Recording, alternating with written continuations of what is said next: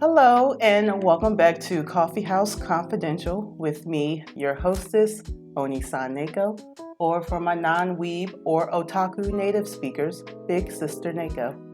Today, in this video, we will be watching some video clips and reading from Owning Opulence, Chapter 3, which is titled, What Government Assistance Taught Me About Money. And today I am being joined by A Lady Streams, or ALS for short. What up, homies? It's been a while. I'm back. Welcome. You were nearly missed from the second chapter. By choice. Yes. We're just going to get right into it. We're not going to waste any Let's time. rip off some Band-Aids. Yes. All of the Band-Aids. But before we jump into it, today's drink is from the Boba Cafe. I got what is this? Every time. Polar Galaxy Tea. It's like she needs to write down her own menu for her cafe. I should have wrote this down. Because it makes sense. Polar Galaxy Tea. It is a green tea with yogurt and lemon syrup with chia seeds. I struggled to remember that because I read this so fast. She told me to mix this, so this is... Yeah, she did. She did tell you to mix it. Yeah, and I'm doing it. And you know what? It ain't bad. I think it's my first time I actually had this too. I've been to this place before, but like I was saying, this is chapter 3. It is titled, What Government Assistance Taught Me About Money. Now, I have never been on government assistance. Have you been on government assistance? Okay. I've tried. Moving out to California, that's when the government assistance, or at least my experience with it, kicked in. I don't think, maybe I could engage just a little bit for context purposes. Yeah. Explain your situation. All right, so that's why this chapter in particular was so interesting to me, because maybe I did something wrong. Yeah. Maybe because I'm not hip to the game of government assistance. So when I first moved out to California, that was 2013? Yeah, 2013. And it was a little bit rough. I have no family out here. It was just my car, my cat. He was out here. Another one of my close college friends, he was already out here. But I was trying to make it on my own. I wasn't trying to live with anybody. So I had everything set up. I had an apartment I had set up and, trying to get my jobs up and going because they were transferring over. And during this time, it was really rough for me. They couldn't place me for whatever reason. So I decided, I'm up here struggling and I'm trying to do it right and really fight for my way to, get steady income. But in the meantime, between time, it wasn't happening. So I decided, let me apply for, CalFresh or food stamps or whatever. I filled out the application. I looked that up, filled it out, and submitted it. And then I got a phone call. And I believe I was crashing on your floor when it happened. I will never forget this. San Pedro. And I got that phone call. I wasn't working at the time. Or it was my day off. And I got the phone call from the girl. Well, first she said she was a little bit confused as to why I was applying for government assistance or state aid. And I told her, I do have a job. I was working at Rite Aid part-time. And it wasn't paying my bills. Like, that's minimum wage in California. There's no way anybody can survive in California with one minimum wage job. No, it's very difficult. It's very, very difficult. Right. So here I am struggling, but I don't want to be on it long. So she asked me, I don't understand, why do you want it? I told her why. And then she goes, okay, are you in fear for your life from a man? I go, no. She goes, okay. Are you currently pregnant? I go, no. She goes, okay. And then she goes, do you have any children? I'm like, no, I don't have any kids.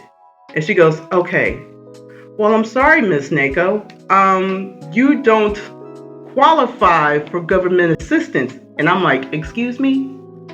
She said, you don't qualify. I'm like, what do you mean? I'm telling you that I make minimum wage. That is true. I literally don't have an address because I'm crashing with her.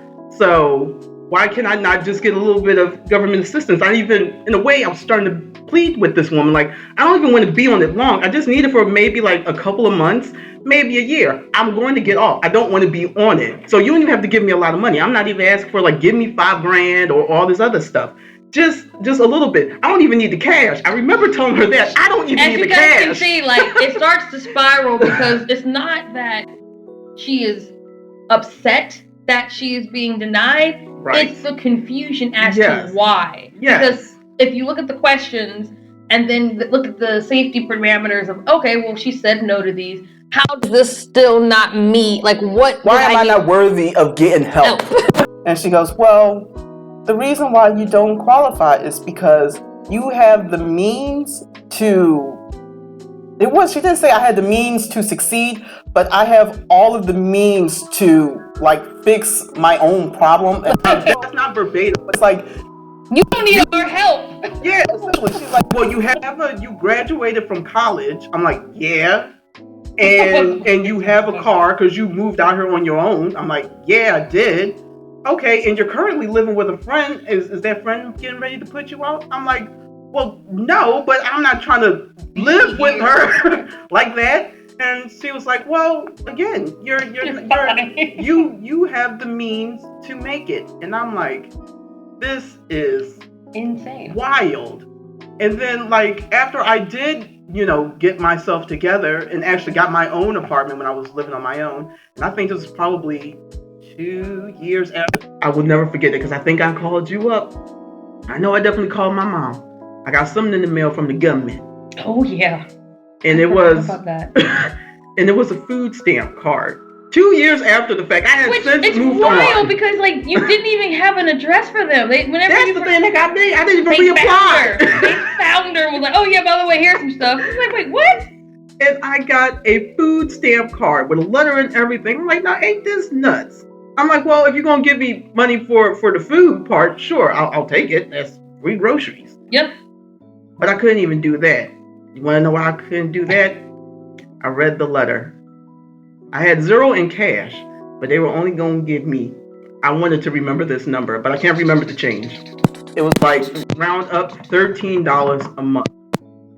For food. Yay! They gave me a food stamp card for $13 a month.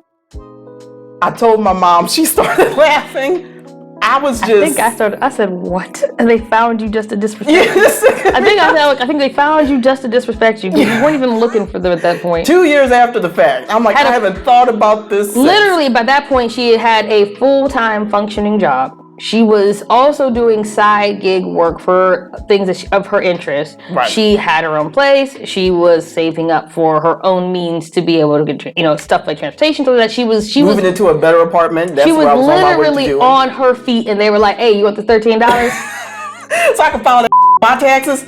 Oh no! And I took that card and that letter. I didn't even decide to cut up the card because let somebody fish it out the dumpster. You can have it, and I just threw it in the trash.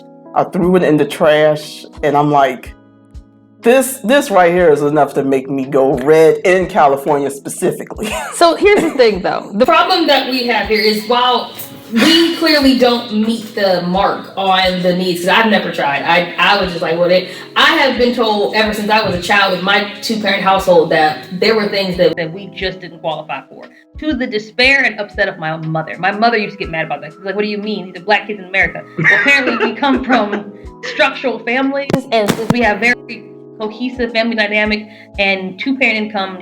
That was the other thing she mentioned too. I could go to my mom and my dad. They said, you still have people you can go to if you needed money. That was the other thing. Sorry, go. So while that is said, like clearly we just don't, I've been told since I was a child, no, you can't get this. My mother and my father and I and my brother sat through the whole presentation that me and my brother thought we qualified for to be able to go on this great trip to be part of one of the successful black kids of America.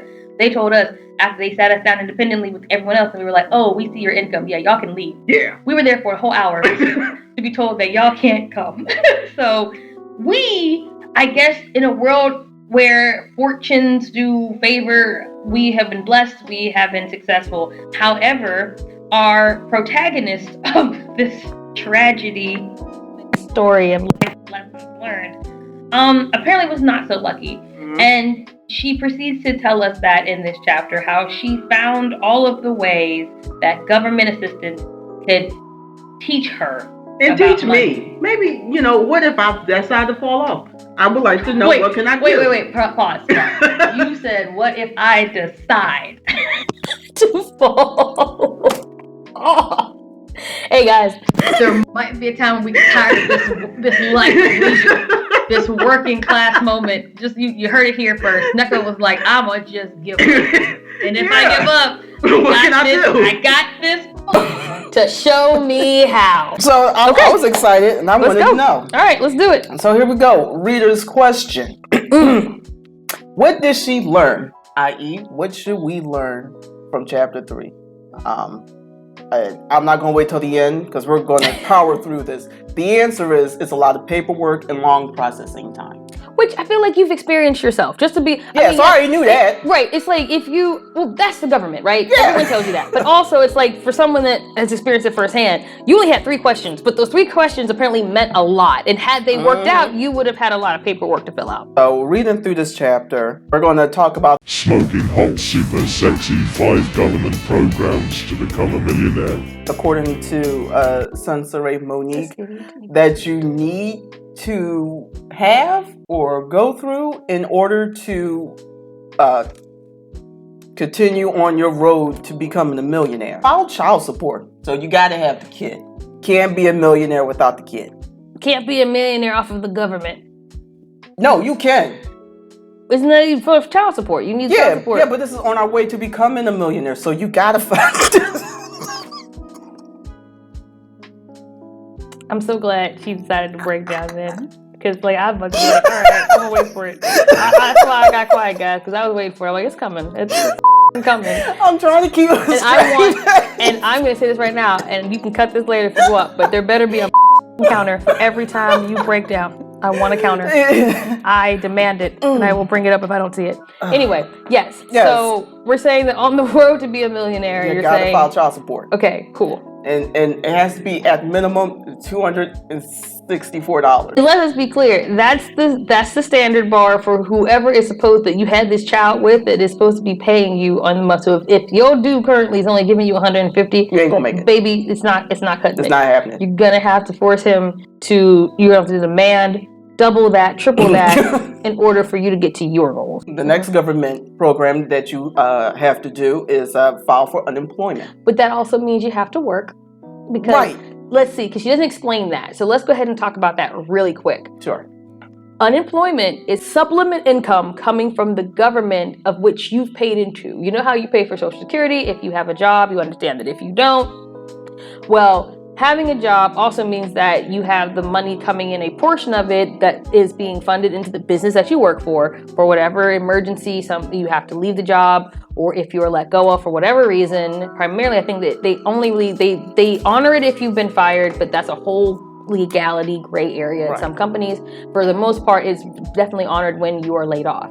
If you are laid off, then you can actually go to the unemployment in your state and county and whatever, and then they will supplement your income, a portion of it, on a bi-weekly basis, but you have to have paid into it. So again, let me make clear, you can't get unemployment if there is no such thing as a work history for you. In California in particular, there are 3 requirements. Past earnings must meet a minimum threshold. Your unemployment must be a result of no fault of your own, like what she just said, you were fired. Gray area. No, it's a gray area too. It's still, because you can get it depending, like if you are quitting because of some type of lawsuit, well, that lawsuit will allow you to also be able to receive it because there is an investigation happening on the terms of your termination. And the final thing to get unemployment in California is that you must be actively seeking a job. Where in most states, they will be looking for you to do that. If you sign up on their website, they will then be looking for you to tell them the places you've tried to apply to and vice versa. The third one is CalFresh. That is basically food stamps in California.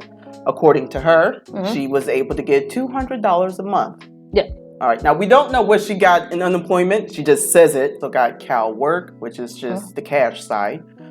In her book, she mentioned she got about $500 of that. And both her CalFresh and CalWorks only lasted her for 2 years. Lastly, is she filed for WIC, which is for women, infant, and children. It's a supplemental nutrition program. I don't think there's any actual cash value to that. It's just for the child. Yeah. So there's like no actual money, but she could just get, whatever nutrition she needs for the kid. Those are the 5 government programs that you have to have if you're trying to become a millionaire. Or at least we're California. on the road. In California. Can't say if this works for any other state. But in Sure particular for California, this is the way to go. Now, there are some honorable mentions. She received Medi-Cal, which is basically her health insurance. A little bit later, she does end up in a homeless shelter called Save on page 45. Starting on page 44, she says, by this time, I was awarded $264 in child support. Was already behind. The state of California requires that fathers pay back any cash aid given to the mothers of their children. Before I started my job, I was able to pay for our own hotel. We spent a period of time getting assistance in a local homeless shelter of victims of domestic violence called SAFE. Safe Alternatives to Violent Environments. In my first year moving to California, I spoke to more counselors and therapists than I thought any woman would speak of. Now, I'm going to insert a small clip of her and her own words about her going into this SAFE shelter. What happened for me to end up in a domestic violence shelter? When I left Atlanta, right, and moved to California, I came here with basically only a couple of $1,000, and it was all from donations that people had given me off of Facebook, off of YouTube, Her bed's messy. I have moved 7 times because of stalking and all types of stuff. And it's been draining me financially. And so today we were asked to pay 4 days in advance instead of daily. I work 2 jobs. I have not went to work today because they pulled this on us suddenly today. So I didn't go to work. So I'm gathering up all of our things so we can go to another extended stay. We'll work it out. So tired.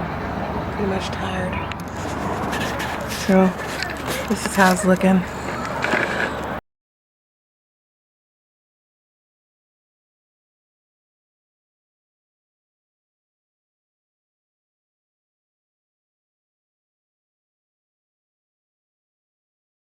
The domestic violence shelter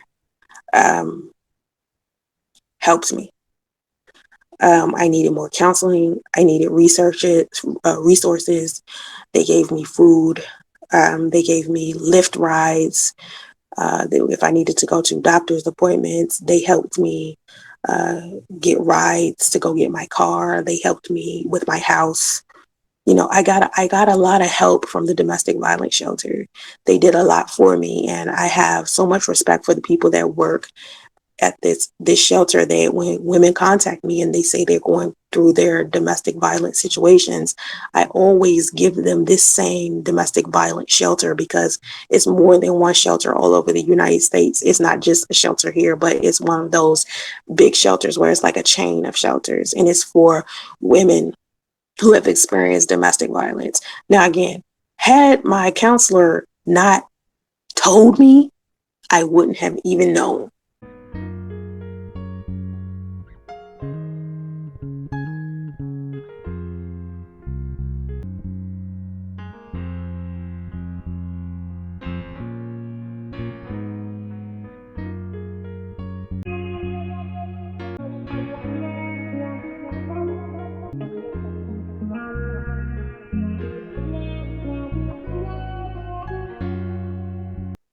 So that's the story behind how I ended up in the domestic violence shelter. They was just very helpful to me towards, like, when my son got a certain age, there was a time where I had a month or 2 where I was like struggling really bad because I was trying to go through the transition of coming from a hotel into my house, and they helped me with the transition. And the reason why they classified me as a victim of domestic violence abuse is because after I did a series of counseling with them, they realized that's exactly what I was. Sure, that's why what baby daddy did. Because if you look at what kind of person she is, she can't be a good person if she's a woman living in an extended stay. Think about it. Like, that's, to me, a woman living in a damn extended stay, you may well be selling pussy on Craigslist or Backpage. She must have alienated a lot of people in her life to be claiming she's pregnant and still can't live in somebody's house. She's a female. I know who can't. Nobody really want us around like that. Nah. Something ain't right. Mm-hmm. She's burned too many bridges in real life. That's why she gets online and creates a life.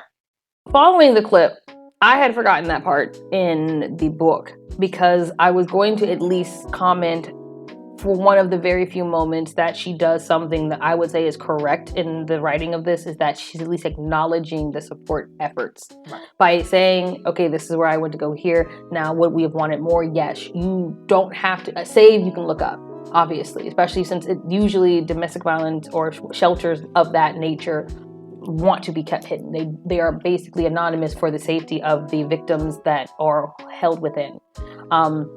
But giving information to like CalWorks or CalFresh, WIC, and all the other programs would have been beneficial as a glossary in the back of the book, or even, mentioning the website at the bottom or a parentheses footnote, anything could have been great, because supportive services like that, you don't know who's reading your book. You don't know who's reading your book in California. You don't know who's reading your book in any state. And those would have been resources that clearly, since you're mentioning them, might be beneficial to the people you're allegedly saying you're trying to help. Now, we're going to look into what was her actual income, because all of this government assistance stuff is just supplemental. Allegedly. Right. But is she working? What is she doing to continue on her road to becoming a millionaire? Well, in this book... Isn't it a return? I'm so confused. It's fine. Yeah, a returning. Like the phoenix that she is. Yeah, didn't she fall because of She fell because of the man. Then came and is on her way back up because of that? She rising. Cool, got it. So here we are rising, starting off as an MV transportation driver at $19 an hour. And which in and of itself is great, just because allegedly she's helping disabled and elderly people through the access driving. Right. Okay. So she is doing transportation driving as well as Uber, which obviously can vary however much she makes, depending on how many hours she wants to drive. Absolutely. So I think we about maybe a quarter way into being a millionaire so far, right? Sure. The thing that she does mention in this book, I want a half counter for that, is the potential job. The potential job versus what she's actually doing. Now, oh my God, why didn't she skip this? Why didn't we skip it? So here we go. So that's what she is doing. We get it. You just had a kid. You're still heartbroken. And now you're in homeless shelters. But now she decides she wants to think back on what she used to make. Now, on page 41, she writes, working the same position I did in Georgia here in Northern California while making $130K salary for it sounds appealing. However, it was something I was not mentally ready for. I'm sorry. And the job is data entry. Sorry. That is data analysis is the job I'm talking about from this book. Go ahead. She decided to tell you, the reader, that she turned down an opportunity to make triple what she had previously made in the same position in another state because she wasn't mentally prepared. Right. Now, this is where most people would put down a book, throw the book, maybe even burn down their house for it being in their place of rest. Possibly. Because fathoming the idea of you telling someone, hey, I didn't want this job. Why? Is it the poor work conditions because you make so much money? Is it the possibility of working with people who are going to mistreat you or do something terrible to you or you mentally? She said, I wasn't prepared. Not even starting the job, just telling you, see that ad on Reddit, or not Reddit, ZipRecruiter and Indeed, and I'm like, that sounds great, but no, I'm not going to do it. Hey, LS, I think you're being a little bit unfair. Am I? Yes. It was at this moment when I knew something was wrong. Something was different. A feeling that I've never felt before was taking hold of me. Maybe it was because I've been reading this book for far too long. Maybe it was I knew the next 2 weeks of editing the video and rewatching videos of this woman again and again and bloody again. I couldn't explain it other than my sanity was breaking, and the spirit of the Soncerae had me, and I could no longer fight her off. It wasn't her fault. It wasn't her fault. It wasn't her fault. Tell me, Neko. I'm about to tell you. Okay. The interview. Counter two. The interview process here is also extensive. It is. Yeah. I'd first have to be interviewed by a headhunter or a scout. Which means you have to actually be found by them. Continue. But I ain't done yet. Oh, you're not. Then I have to be interviewed by a panel of people. Do you know how scary that is? Terrifying. Then another interview or so takes place after the panel. I'm not done yet. I couldn't just handle it. Before I could even get the headhunter or scout to interview me, I had to have a LinkedIn account. And that's hard. One I deleted a year prior because the stalker was contacting all of my former employers and coworkers inside of my network on the site. That's why she wasn't ready. Hold on. Let me say something, guys. Let's go ahead and just run that back. Thank you, Neko, for explaining all the reasons why she wasn't it makes prepared. sense. Oh, of course it does. But let me just be clear. A potential job that you weren't offered because a headhunter has to find you, counter 4, means that you were never, ever even an opportune person to be interviewed for said job. That is a wishful thinking comment. It's a wishful thinking statement. And all of the excuses that you didn't ask for when you read that are just there for you to know because she was never looked at.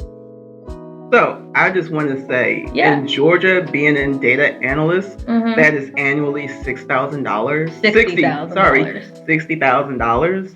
But coming to California, that's why it's so hard, because that's $130K. So I'm just gonna stay a meager millionaire born from Uber driving and government assistance and driving people that need assistance. That's right. Got it. And, to this day, she still isn't mentally ready for it. Yep. But she will be. Yep. You just gotta have faith and stop being such a negative Nancy. Moving on. That's her income. So now we're going to check out the expenses that she mentioned. And if anyone's keeping track, remember, you scratch off anything about the $130,000 job because that never, ever, ever existed. Yeah, that's potential money. No, that's doesn't mean it's potential. No, let me. Yeah, break it down one more time for me. Potential is something that you have that could possibly make something else. Right. What that is imaginary. Because imaginary, how? Because I haven't manifested it yet.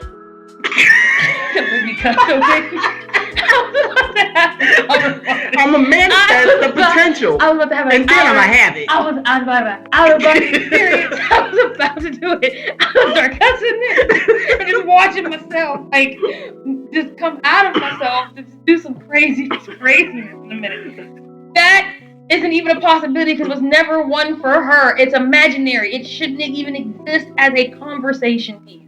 It never happened. It never happened. I just don't think you get it. I don't.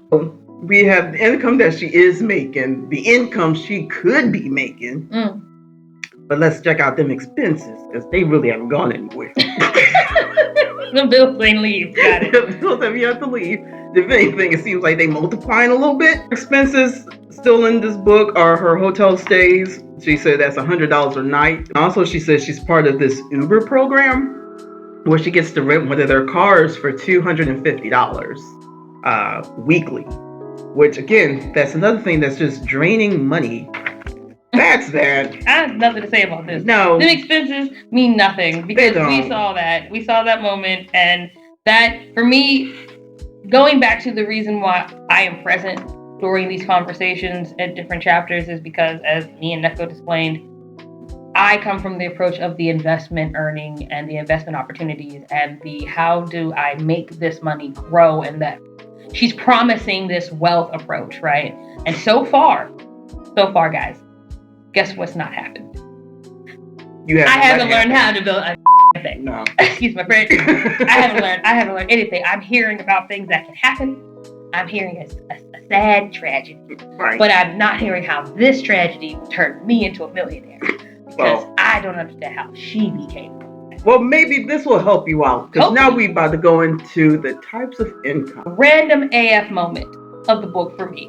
Because we're talking about the government part. And out of nowhere, she starts bringing up terminologies. Right. And those terminologies, which have bear no fruit at any other point in the last 2 chapters, just show up. They just plop out of nowhere. And I'm supposed to be like, oh, okay, now I'm supposed to learn. So if I was falling asleep in class, this is the point where I was supposed to wake up and be like, pay attention time. But I don't understand where they come from, because we were talking about what? Just money from the government. And now you're telling me that from going from money from the government, I gotta make money. And these are the terms I'm supposed to use when I'm making money. Yeah. And she gets that wrong. Honestly, again, I've said this before, and it's really hard how she just pivots so hard. Pivot princess. I am the original pivot princess. I think it kind of confuses my audience. They're trying to figure out, well, what do I stand for? Like, who am I? Like, what am I doing on social media? When I first got on here, my social media was about me and my perspectives and what I thought, just my life and how it was going. And then I started giving men relationship advice really early on. And I was a dating coach for a very long time.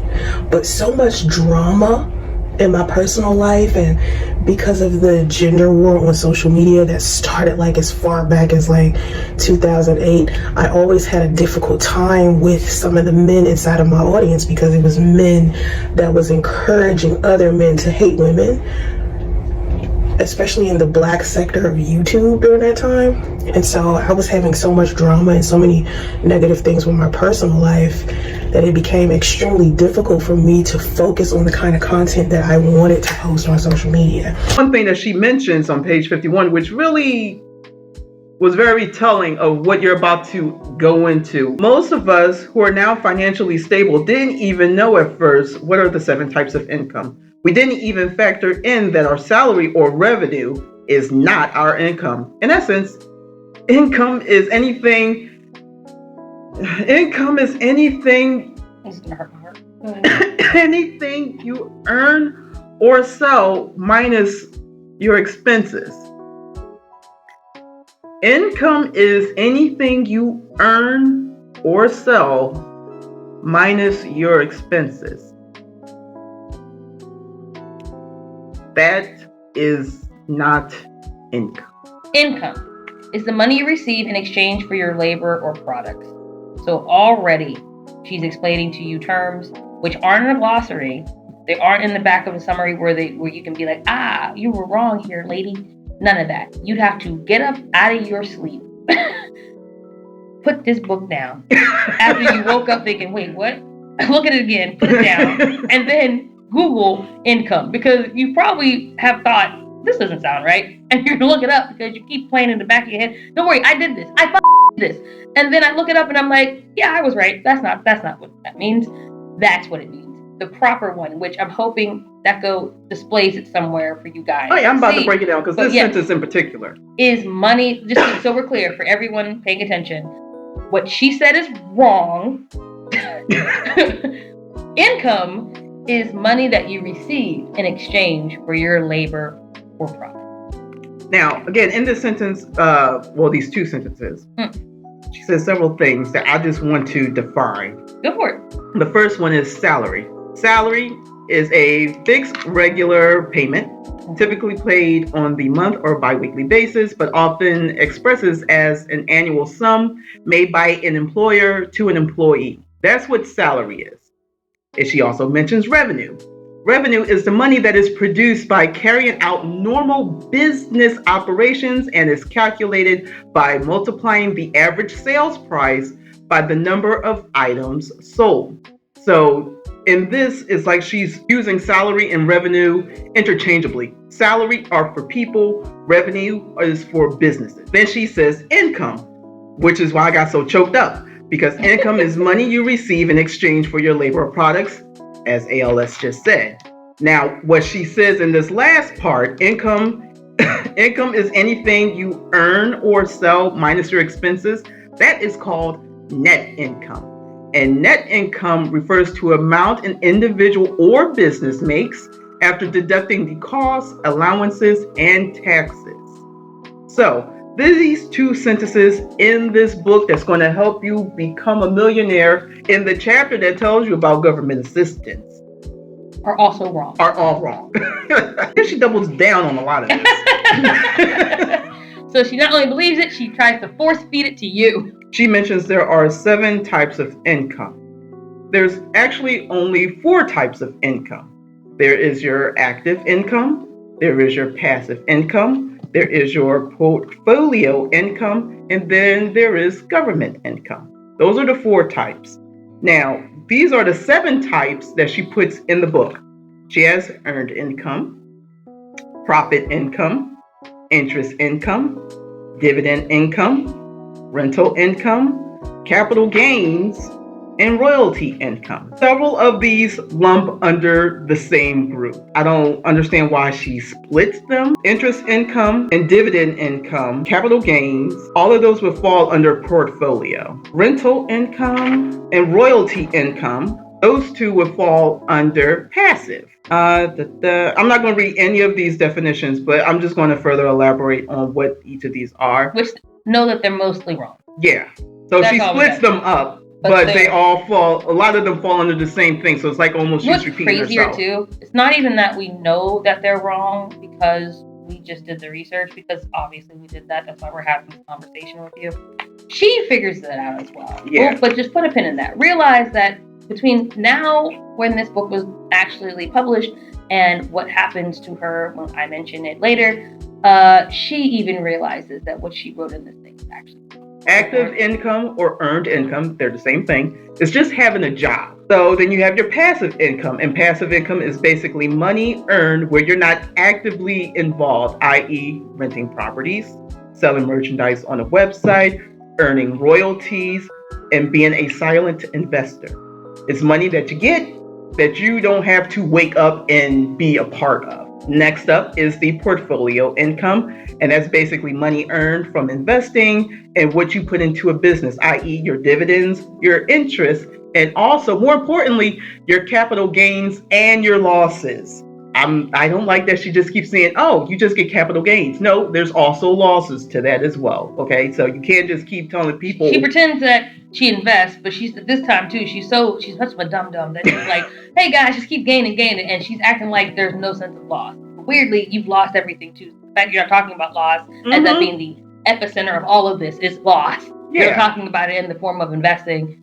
Crazy. Yeah, and even besides this book, there's several videos of her that just says, just buy stock. Get into the action of buying shares of companies that you are actually interested in. Here are my top 10 stocks that you should invest in. Then start investing.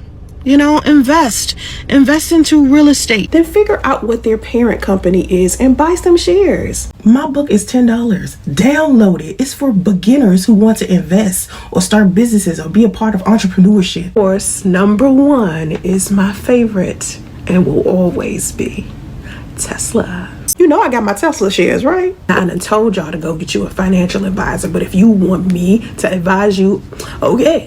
Just have index funds. Just buy stock, period. Like, do you even know what type of market it is right now? Is the bull or bear? Do you know? It doesn't matter. Just buy it. Just buy it. Yeah. You like Tesla? Everybody can afford Tesla stock. Okay, we sound great. I'm sorry. Sorry. Finally, what pertains to this chapter is your government income. And that is for those who do not have jobs, they are working part-time, they are disabled, they are full-time students, and they are in need of financial help or supplement to their income. That could be food assistance, Social Security, housing programs, and welfare benefits. That's what she should have been focusing on this chapter, instead of bringing up capital loss and gains and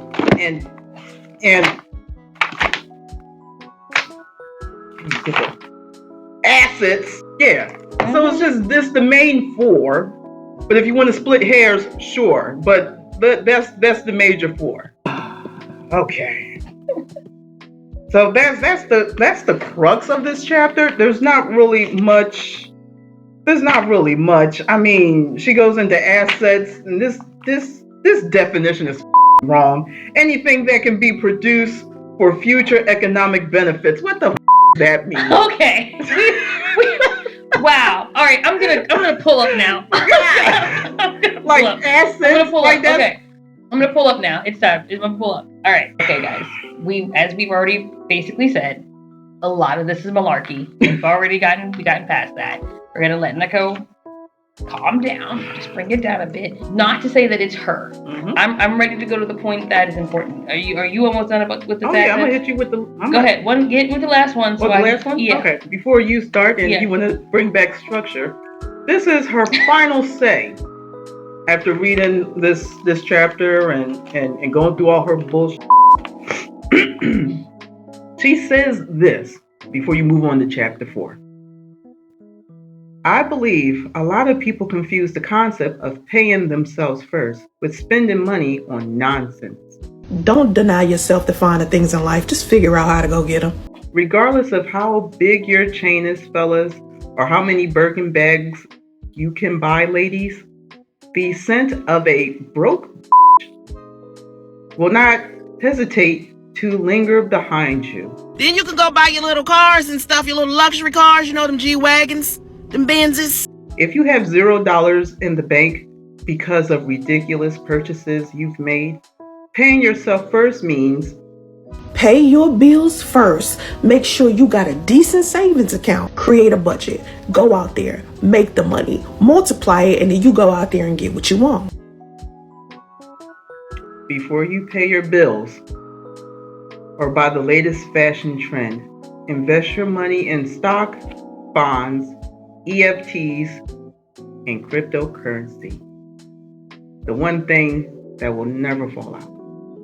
It's been several years since Owning Opulence was published. Mm-hmm. And we've talked about that. Mm-hmm. Obviously, me and Neko are talking about the fundamental parts of Miss Monique as she wrote in her book. Mm-hmm. However, the reality of that is AI and technology have also grown in that time. And while we all that have vested some monicum of time into like seeing the random stuff that she posts and then being like, wait a second, we've noticed a change. And that change is that AI and technology have become a support, even I would even say a crutch for her in the recent years. And in one instance, I can show that even she, who I think we've always said that she goes back and forth. We've noticed that, you know, she lies, hides her hand, tells tall tales, forgets she told the tale. This is one of those instances because now there are several books that she has come out with, several ebooks, and all of them powered, built, generated by an AI that takes information that already is active, live, and real and consolidates it into your voice as it learns your thought processes and all of those over time, has built and designed with her name on it for her to distribute. And one of those things is this ebook that she has recently come out with that is allegedly free. In that book, I'm not going to give you the name because I do not think, even though it's free, I don't think you guys should be investing any time and effort into finding out about her. But know that this is one instance because, again, what it's not going to do is it's not going to have the fun, jovial, laugh at this sad train wreck experience that you want because an AI built this. So it's actually going to be right. It's actually going to be accurate and actually shows the folly of this woman when she didn't have this technology versus now that she has it. So we come to find out that she actually is aware, or the AI was aware and supported her next ventures, which is one of these is, again, that ebook I'm mentioning. And the crazy thing about the ebook is not only is the ebook give factual, not crazy, because again, it's AI. It gives the true definitions and terms. It also makes her sound highly intelligent. So much so that unlike in this first book, in this ebook alone, she has a beginner's investment terminology page. It's a page that has from stocks, bonds, mutual funds, dividends, and not made up, excuse my French, it's actual terms. Case in point, what a bull versus a bear market is. And if you don't know what that means, a bull market is a market categorized by the rising stock prices and the investors' optimism, whereas a bear market is categorized by the falling of said prices and an investor's pessimism. Those are all true. You know why? Those are all researchable terms that are used in current market today. And what's insane is that she would kindly, completely, without ever reviewing, give you false information in this book, and then a few years later turn around and be like, oh, let me actually get the right stuff for people. Let me do this the right way. Again, needing the assistance, not her own tutelage and research. No, not that. Let me just ask an AI to, do this stuff for me. The sad part is that she knew she was wrong prior to making this book. That is the fundamentals of this, what the government taught me about money. As I said, the only thing she learned from this is that there are long processing times and it's a lot of paperwork. Now, the one thing that I did not discuss in the beginning of this video, but I was talking about it in my previous video in chapter 2, she reveals a lot about her family in this book. So this is a little bit off topic. As I said, we're done with the bits as far as the financial aspect, but she continues to give more insight to her family dynamic, how she feels about being a mother. But don't worry, guys, I'm not going anywhere because I got feelings on that too. Right. And it angers me, and I think now is a good time for me to actually start discussing one of these things. So, like in this chapter, as well as in the previous ones, she displays that she is a horrible, horrible person. She is an unmitigated failure as a mother, as a daughter, as a sister, as a friend, and more importantly, a human being. And this book gives so many examples of that. And I'm going to start discussing a lot of those terrible attributes of her as a human being. Mind you, and she's only going from just the phase of chapter 3. Right. This is basically where it kicked off for me. So one of the things, my first point, as an example that she is a terrible person, is that she is unappreciative, spiteful towards her mother. In particular, on page 45, this is around the time when she had given birth to her son. She was in the hospital. She says, I'm assuming the doctors, they also came in to ask me about my relationship with my mother after they noticed she was fat shaming me. After my son was born, I finally felt comfortable enough with eating. She was making fun of me for eating, and I got upset. So not only am I taking care of a newborn, I have to take care of my mom who is disabled on top of the 10-hour Uber workday and 2 businesses. She does not mention what those 2 businesses are at all in this book, but she is maintaining them. Back in chapter 2, she also writes this about her mom. It wasn't until she found out I was pregnant with my son that she really started to be concerned about me. This is so telling about this woman because Soncerae didn't just become like this. And I don't want to come off as if I am defending her mother, because I'm not. You know what I mean? And I blame her mom. Big happened in that house. And that's why I blame her. Yes, something bad happened in that in her life. And to me, she'd be more of a sympathetic figure if she tried to fix it. But she's not. Maybe she's too far gone to even see right from wrong now. Because even when she got out, while she was on my show, she saw nothing wrong. She kept doing that weird ass, like that's some weird ass shit. But then she tried to be a thug at the same time.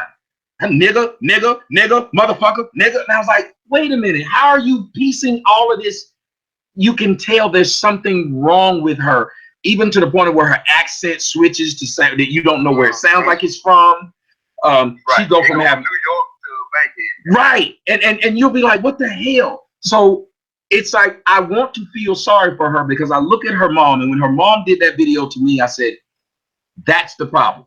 when your mom is that old and willing to hop on a video to talk about a man that she don't know, and then in front of the mom, her daughter at the time, who was 13 or 14, looks in the camera and calls me a bitch. Yeah, I saw that. And there was no problem.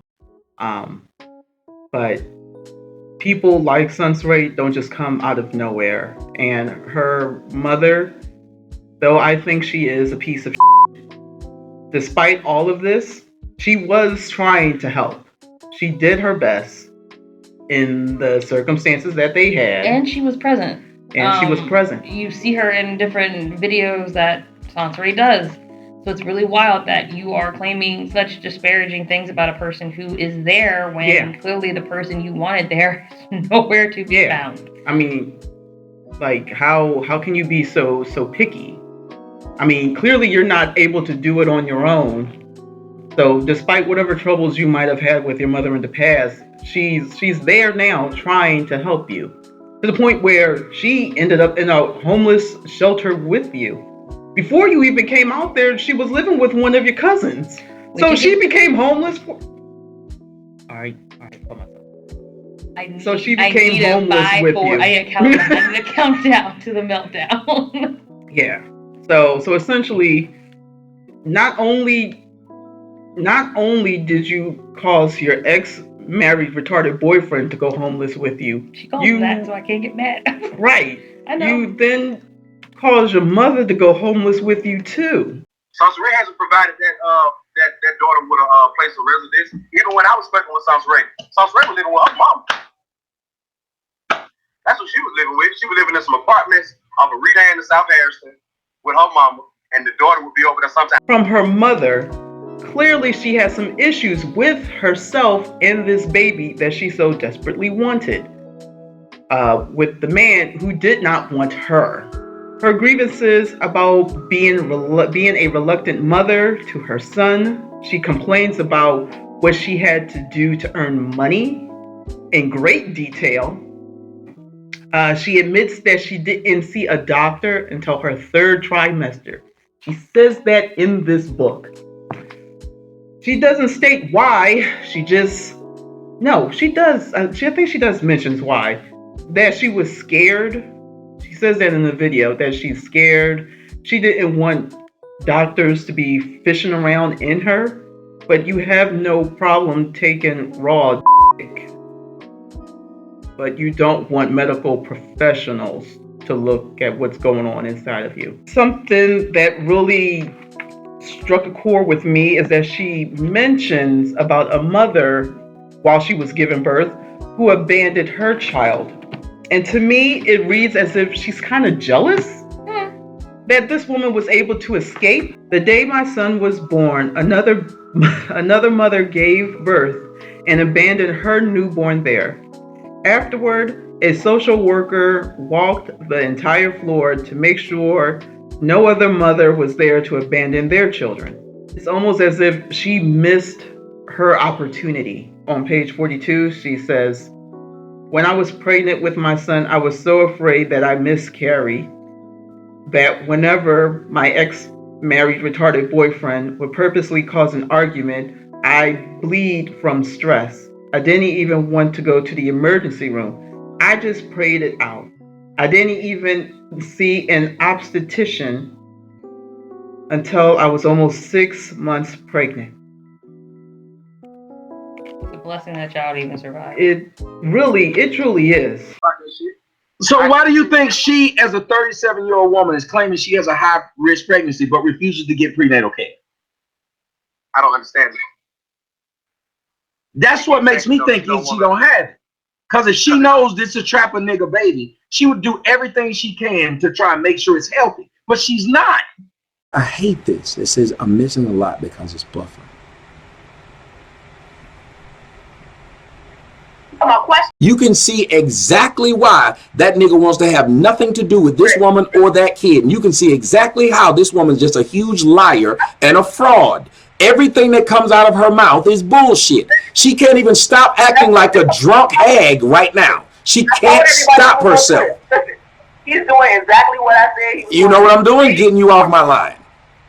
Now she talked about saying that she felt uncomfortable and stuff, so that's why she didn't go. But like you said, yeah, I mean, you're feel like if you are right, if you're uncomfortable with the doctor and you get mad at everybody for saying that you shouldn't be uncomfortable because of your past, then don't have a baby if you don't want to go to the doctor.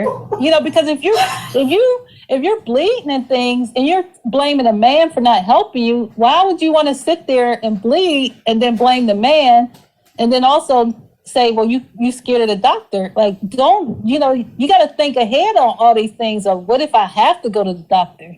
Unironically, so you're bleeding and you would rather pray? You would rather pray versus just getting your fat up and going to the hospital because the child that you're carrying is literally the most important thing. And it's really your one job is to make sure you produce a happy, healthy child. And you too busy trying to blame the man for causing an argument over what we don't know, but he's causing an argument for you to the point where you're stress bleeding, and instead of you not going to an emergency room, and you don't say why you don't go to an emergency room, you would just rather pray it out. Very, very interesting. I know I'm kind of jumping ahead. Chapter 4 on page 57, sorry. It was hurting my heart that I was barely able to spend time with my son. Between my mom, my best friends, Marie and Bev, they talked me out of giving up my son for adoption.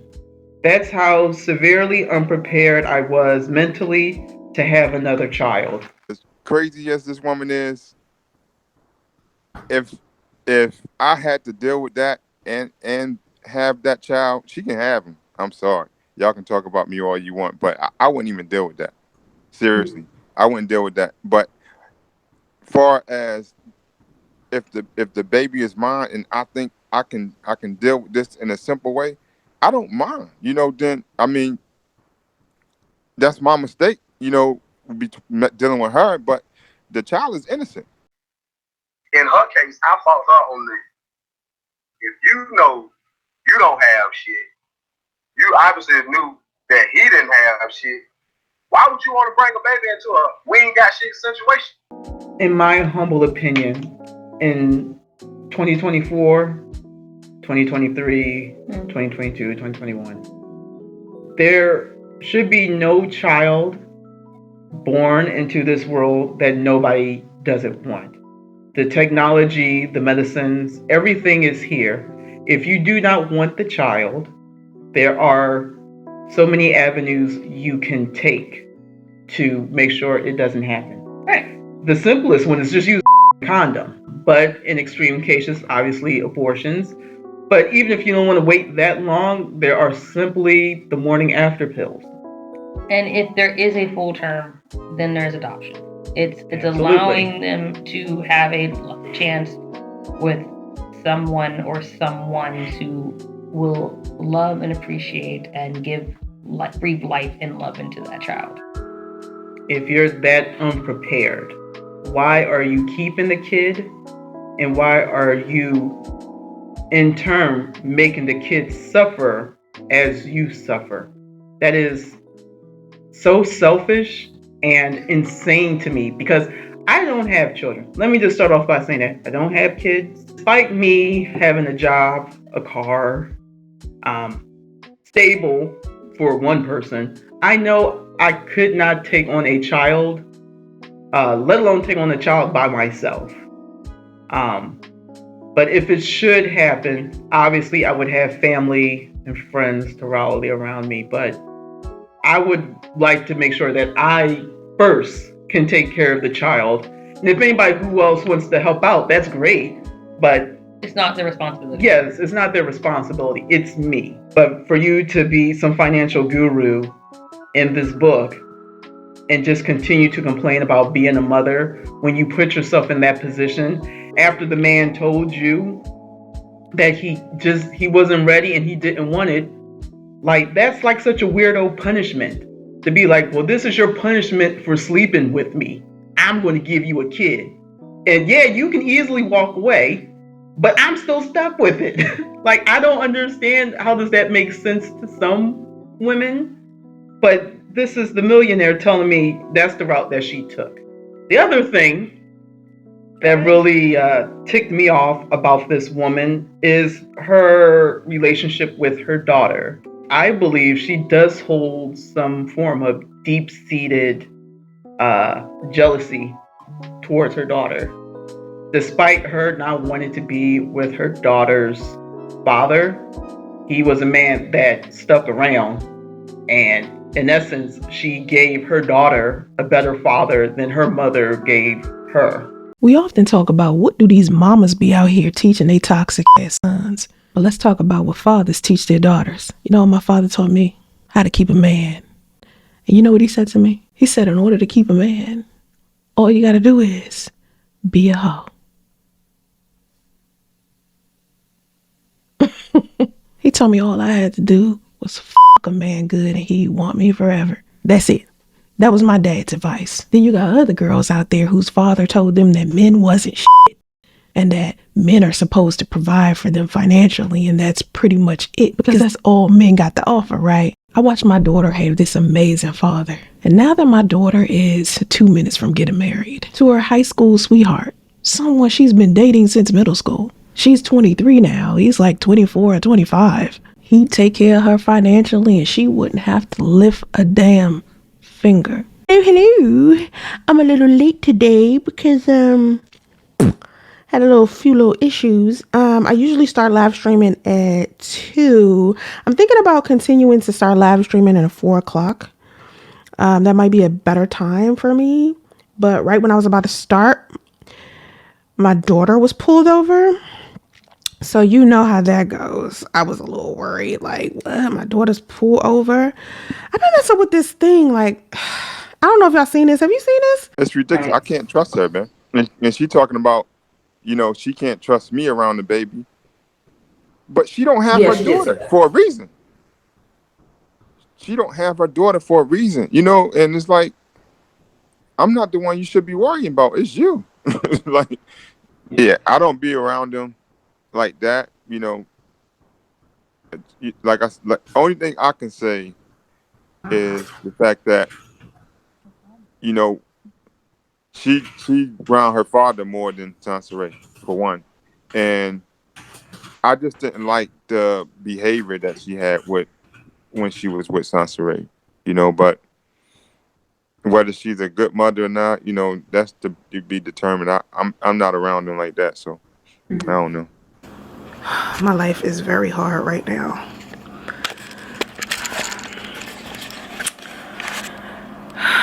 The baddest part about it is a week before Christmas. It is Monday, December 17th, and my daughter is supposed to come here on Saturday, the 21st, from Atlanta to come and visit. And I don't even have a place for her to visit to. I remember when I was about to marry my son's father, I was telling him I wanted to do Justice of Peace too. I was not interested in nothing that had to do with big ass weddings and shit like that. I was like, nah, I'm good. I ain't doing that shit. I'm gonna have to pass on that straight up.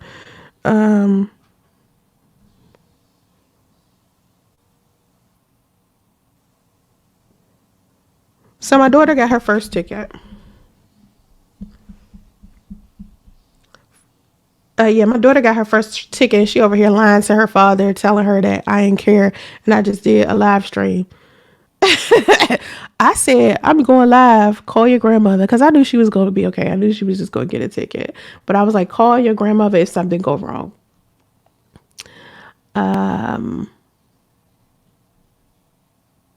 Yeah, like what was I supposed to do? She got my car. Like, was I supposed to drive? I could catch an Uber to where I didn't even know where she was at. But anyway, it's not like I cared about live stream more than I care about my daughter. It's more of, I knew she was gonna be fine. I was like, she about to get a ticket, and I'm pissed because never mind. That's a long drawn out story that I'm not even gonna tell y'all because number one, she wasn't supposed to be in the car texting anyway. She was texting me and she was making it seem like she was in a Safeway. And like a couple of seconds after she said something about what I asked her to get from the Safeway, she's like, I got pulled over. And I'm like, what the fuck you doing in the car? You was just texting me. She got pulled over for texting me. And I'm like, your ass was in the Safeway. So Yeah, we're gonna get to that later anyway, after my live stream. So anyway, Brad's father, to the point where that man has her in his care, even though she's like, what, in her early 20s or whatever? Like, she's with him. And despite her begrudgingly, I will say, she begrudgingly cares for her daughter, she still has some sort of like contemptuous, like, feeling towards just the two of them. And that is evident on page 33. This is in chapter 2. She writes, Dominique is 21 and he's still her father. He still checks up on her like she's 6 years old. To page 57 through 58. Again, this is going into chapter 4 because it's prevalent. What made parenting with my daughter a lot easier was her amazing father. Dre was there for it all. He didn't miss a beat. He is the most selfless person I ever met, almost to the point that it was unhealthy. It wasn't until my daughter turned 17 that he finally started to live life for himself. That is so selfish. What the? I'm sorry, do you think parenting stops after 17 or 18?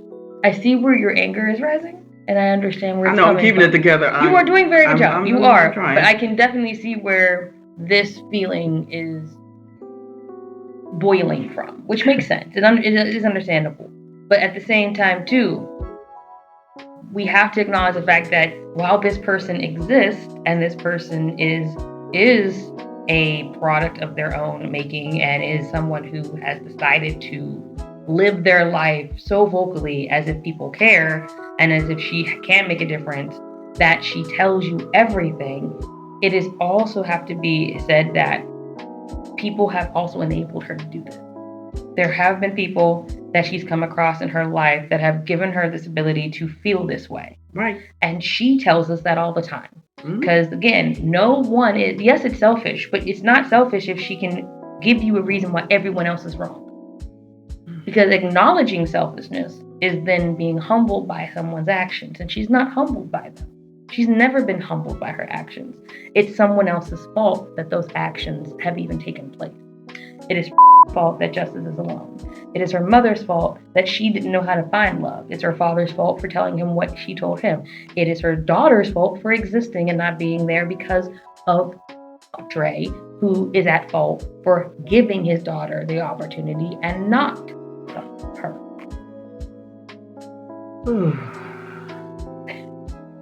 And it is your fault for wanting to start this crusade and dragging me along with it. I agree.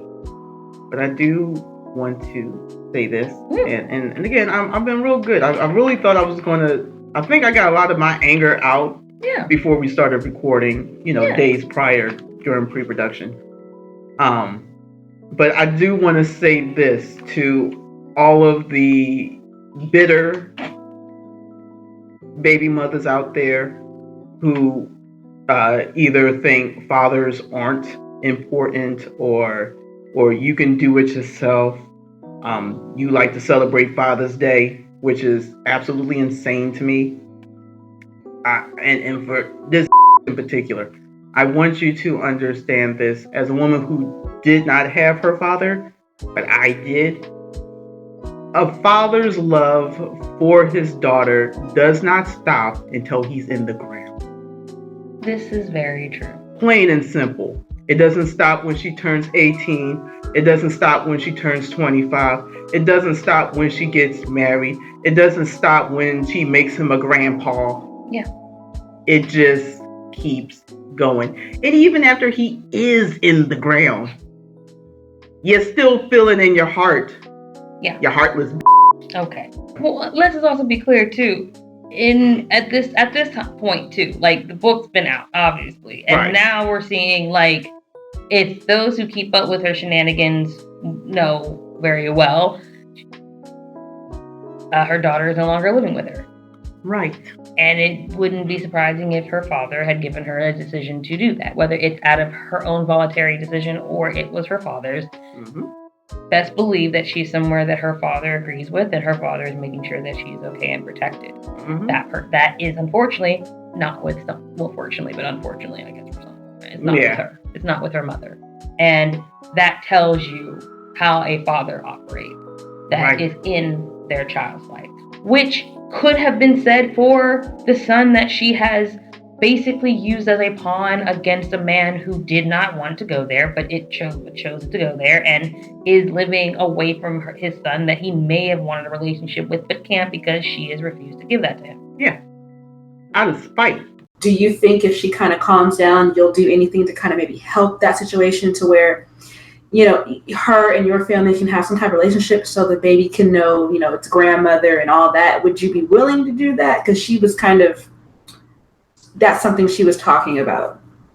I don't know if there's any reasoning with this woman. She is impulsive. She is scornful. She is manipulative towards her son's father. Another thing about her throughout these books is that she is unaccountable and lazy. Lazy throughout this particular book, because again, we've noticed that her laziness has transformed into, I'll have an algorithm do it. And the algorithm has been successful with doing it because the algorithm has no feelings, emotions, or doesn't understand what workers' comp and compensation is. So it is doing and pulling all of the heavy lifting that is helping her produce these pseudo books that more than likely none of you have heard about for that reason alone. We've come to the conclusion that we knew we would come to, which is the fact that she is a horrible individual. And while we've talked about the majority of this chapter, we wanted to kind of hit the highlightable points, which definitely are that you learn nothing about how the government is supposed to assist you in making money outside of the resources that she kind of glosses over very quickly and were only pertaining to her situation. To be clear, there are a plethora of resources out there for people who need them and who fit and qualify. Again, unfortunately, we didn't, and not that we were going to stay on them forever, but for whatever reason, I believe that if we did hit hard times, we would. If 2020 knows anything, there is hopefully a support system out there for you based on your needs.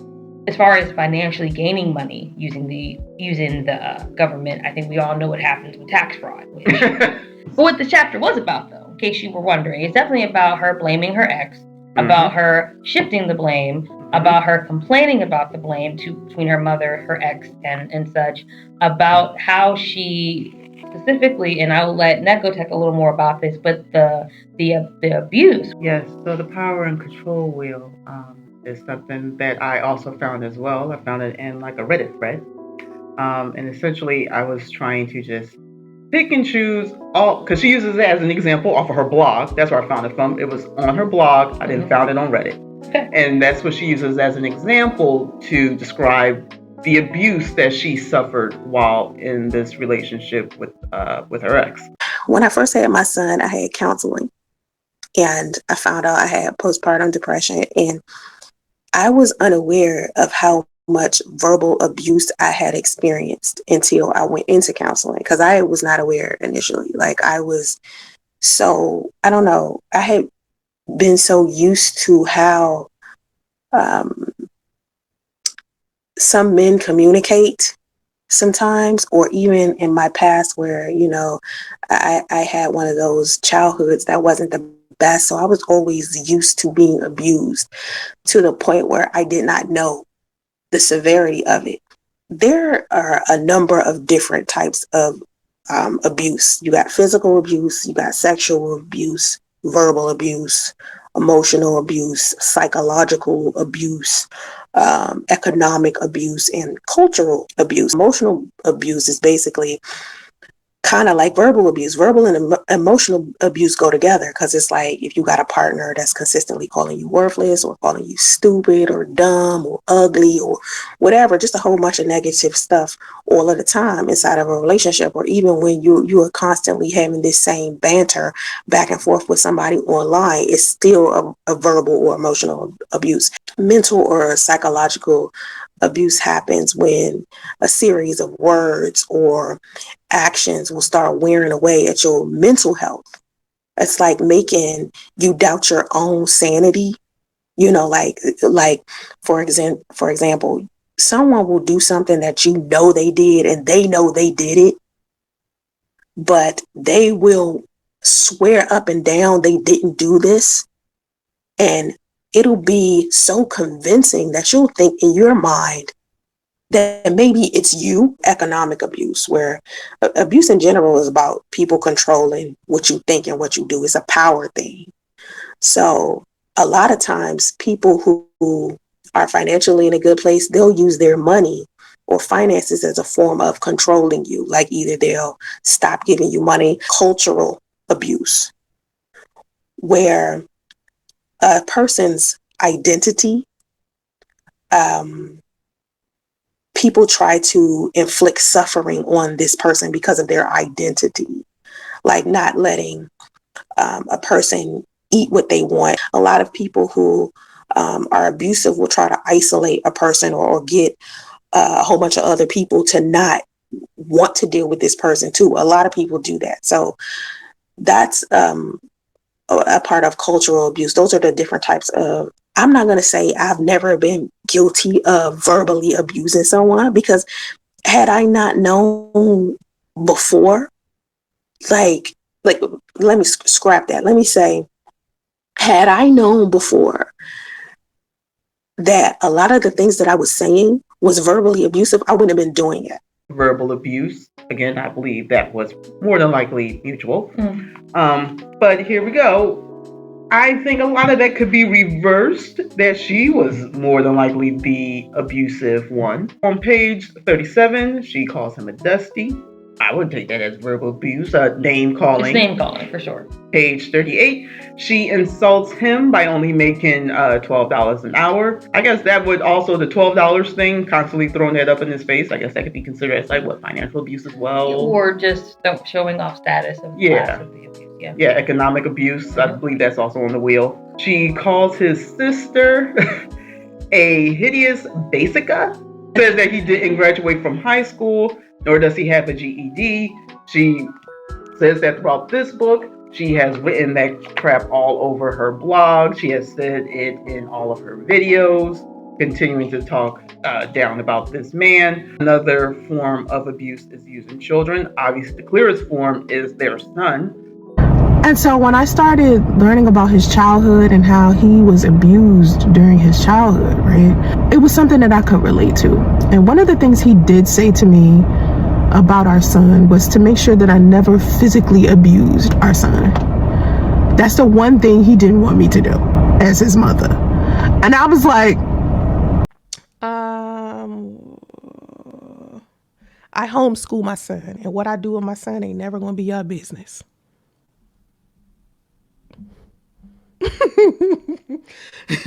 I'm gonna homeschool my son. I'm gonna take my son traveling so he can see the world in real time. See, what y'all don't understand about schools inside of the United States, all the schools, most dangerous place for a child to be. In other countries, schools, a school shooting, what? No. United States, the way that people sit here and bully each other on social media, the way that you grown ass people talk to each other, you think I don't know that y'all teaching y'all fucking kids that shit? You think I want to put my son around that shit? Good luck.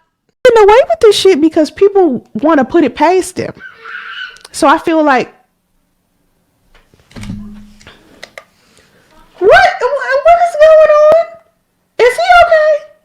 Yes, he's just being dramatic as usual. What is he doing? He in the hallway? What is he doing? Is he in his room? Is he in the room? Yeah, but he's dumping toys out in my room, and I'm telling him to bring it to his own room. Okay. So, yeah. So anyway, yeah, so it's so hard. I can't get it to do what it's supposed to do. I can't get it to turn on. It's supposed to hover in my hand. Anyway, I'm going to work on that while we do this live stream. So anyway, please make sure that you...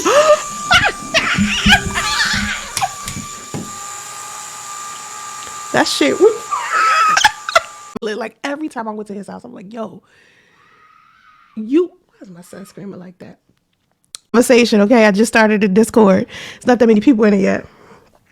What is my son crying about? My son crying. I went and threw the ball in there with him, and he think the ball too loud. He don't even really like the ball. Anyway, also, I need y'all to factor in something. I don't give my son or my daughter, I never did it for my daughter either, when she got a certain age, I stopped giving my daughter spankings. I think when my daughter was like 2, I realized that I was abusing her the same way that I was abused when I was a kid. I was going around just giving her just a spanking, like you getting it every single time. And I realized I was hurting her. I realized that, you know what, this is not a way to discipline a 2-year-old, like whooping her ass. Like she can't fend for herself. Like what I look like beating her up. You know what I'm saying? I was like, that's not even cool for me to be doing as her mom. I know y'all love spankings. I know the Black community is like spankings is what we're supposed to be doing because that's what, you know, our elders told us to do. But for me, like that was terrible. So it just reminded me of like the thought process of, in order for me to feel like I'm loved, or in order for me to feel like I'm in a normal situation, a man got a pound on me. And I felt like I would be teaching my daughter that, you know, I would be teaching her that she's supposed to be beat. And so I stopped hitting her. Now what I do with my son is I spray him. And people be like, why do you spray him? You know, that little light spray, that little white thing that you do for your hair. You know what I'm talking about? Like that little slick mist. That's how I do my son, and it get him to stop. He don't like it, so I don't violently spray him. Like, you know, I'm not gonna be the woman that's gonna hose down my son like he in the civil rights movement.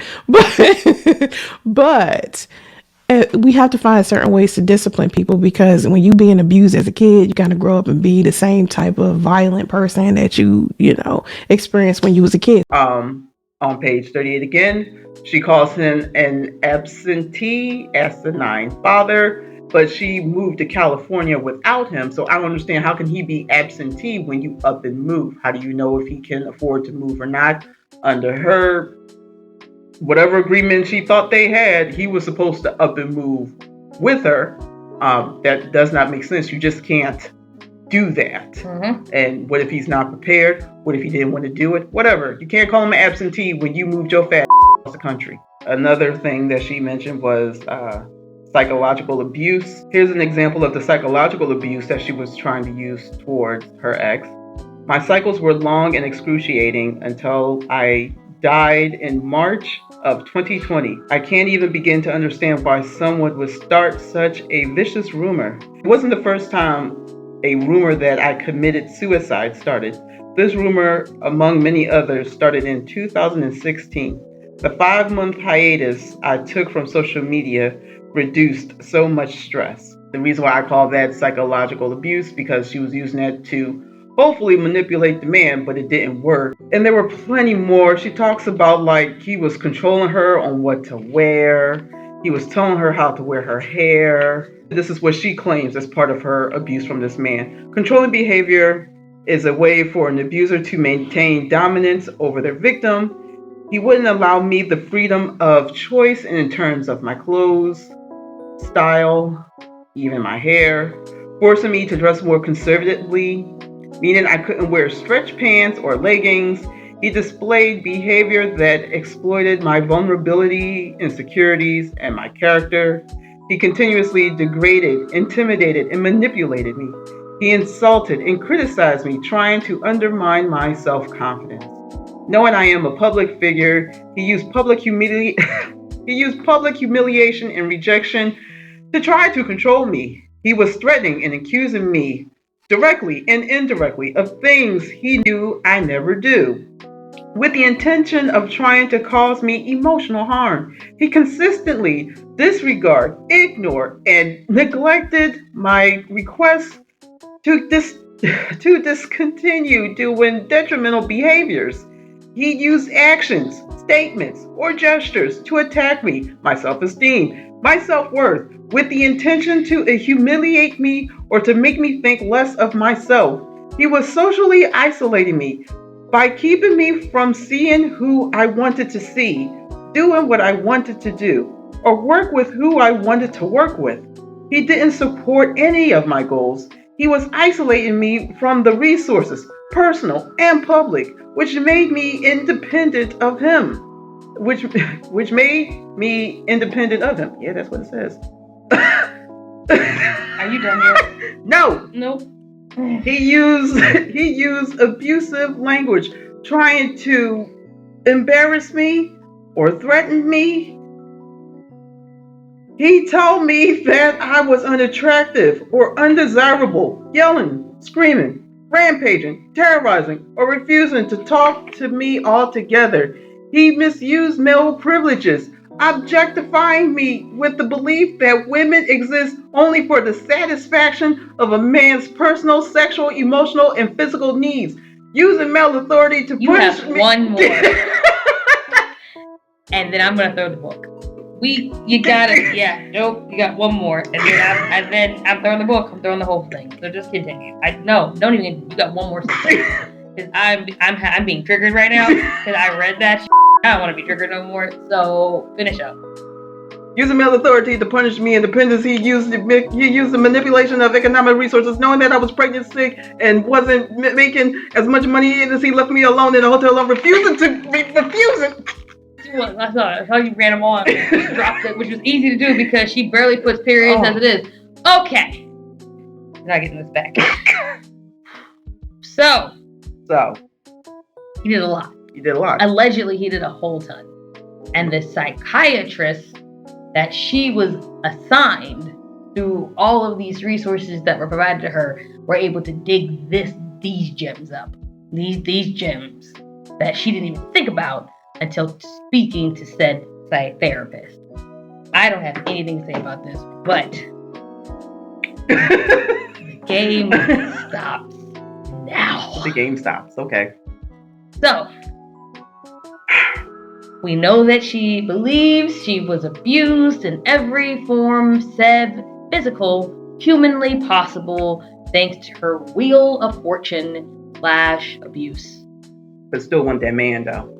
But still wanted that man. Okay. Next though. Yeah. Anything else? Oh.